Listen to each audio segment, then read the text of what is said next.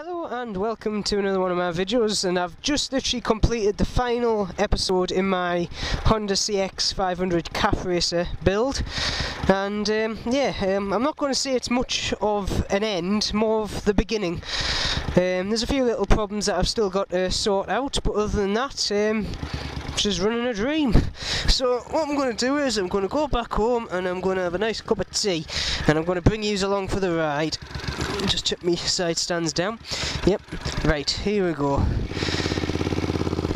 Like I say it's the end of the series, but with a bike like this, you're never going to end it. It's a project bike is a project bike. It's always going to be a project bike. And like I say, I've got a few little problems, like the radiator still leaks. But other than that, you know, it's riding perfectly. And if that's the only thing after I've done this build that's slightly not right, it's been pretty bloody good.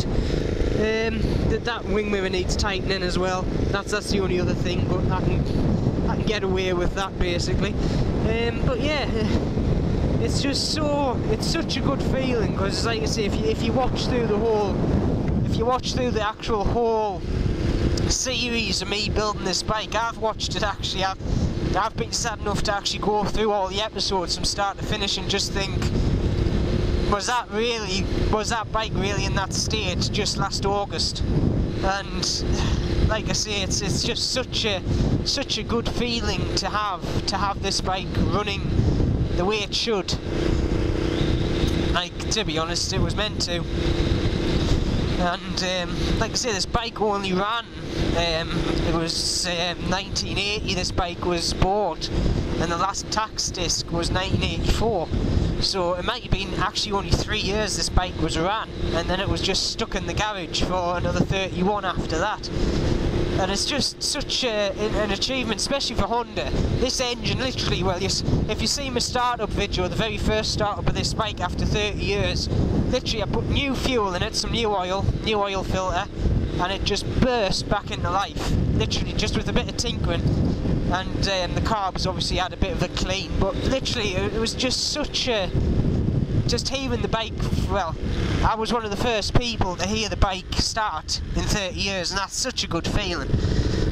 And then once I finished the project, I actually started up again in its final form and just kind of think, God, the engine runs as smooth as a nut, and the only thing I've done to it's the mechanical seal and just general service items. And yeah, it's just so phenomenal. I've got to switch my headlight on, I think, because it's getting a bit dark. It was such a nice day today actually, but the clouds have come in, which is a good thing actually for doing the video I just did, because my camera, the one I used for videoing all me stuff, like if I'm not on the bike, doesn't... What are you doing? I don't know what he's doing. I'll go that way. I really don't know what he's doing. Oh. It's she's fascinated by the moor hen that was actually there. Don't know why. Oh well, she likes the nature. But yeah, it's just so good having that. I've been to a few bike meets, I've been to the wetland centre, and the amount of attention this bike gets is, to be honest, it's nice, especially when people go up and just kind of go, how long's it take you? And again, well, got the bike in August, and the kind of how fast I turned it around is quite, even for myself, I'm quite proud how fast I turned this around. I'm terrible for things like this. If I've got a project, I'm terrible for getting it done quite quick, because I'm just such an impatient git. But I guess I'd see some people class that as being a bit of a downfall, but for me I think it's an advantage, because you're not one of these people who are going to get a project bike, have it in bits, and then just leave it in the shed for 6 years, which a lot of people do. And don't get me wrong, some of the time it's not their fault, they're just other commitments, family and stuff gets in the way, and I can totally understand that. Hence why I've done this now, without the family commitments. But yeah, and price commitments, because don't get me wrong, for a project this was a cheap project, but even a cheap project's expensive if you get me drift. Oh, listen to it. Oh, I still can't get over the sound of this thing, it just rumbles. I still can't get over the handling, to be honest. The handling is second to none. Like I say, I've got my GS, which, you know, has been built, not tampered with. I've got my A100, which, to be honest, handles a dream for the bike. I love the A100 when it's finally tuned right, because it's a bit dicky at the moment. It's not running. Haven't started it this year. Like, I'm gonna have to get it out of the shed and have a good ride around on it. But that thing, trust us, you could have that going 60 mile an hour and just bloody just turn into a corner and it would go. But this thing, I know it's the front ends of an S-Rad. The S-Rad was a very good handling bike, but this front end was never made to go on a CX500. It was just never made to do. But it just feels like it was a match made in heaven, to be honest. And like I say, it's not an awfully light bike either. It's quite heavy. But yeah. Oh, there's another biker. Weird place to pull up. Oh well, we all do that. We'll pull up every so often. But yeah, he's looking the other way, so I can't nod at him. Oh well. But yeah, it's just like I say, the project, the final outcome. Like I say, it's never going to be a complete project. I'm always going to be tinkering, but the final outcome now, I am more than happy with. The only other problem this has brought up, because I've got my outhouse now, and obviously I've got my other two bikes. My Yamaha's staying at my mother's, because she rides that one now.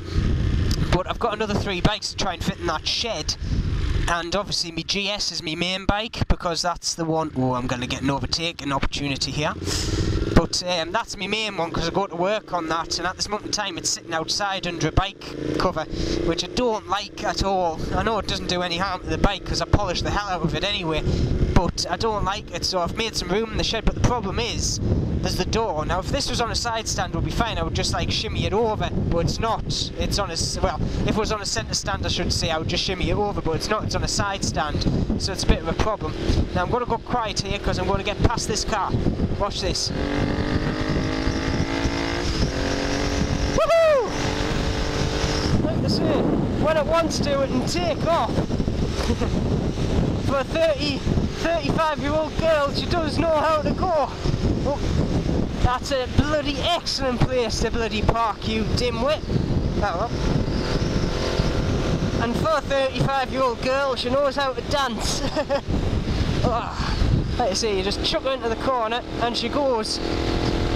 I'm in top gear now. I'm just using the torque to pull us around. I'm not even dropping down the box. Just lean in. There we go. I'm dropping down the box now because it gets a bit tighter. Watch this way. And then drop down the box again. Like I say, you ask for it, it gives it to you. It's just there.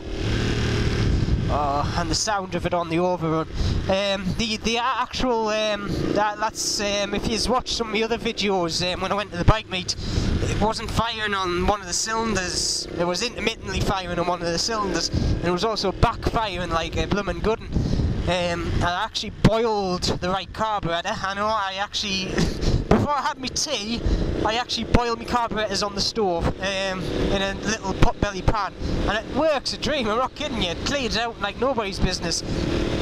But I also stripped the air cut-off valve, which basically it richens the mixture, I think, when you're on the overrun, because it's the lean mixture which actually makes it backfire. So I took that out, gave it an oil, and it's now. It does backfire every so often, but how much fuel is going into this bike, that's, to be honest, going to be something that's going to happen.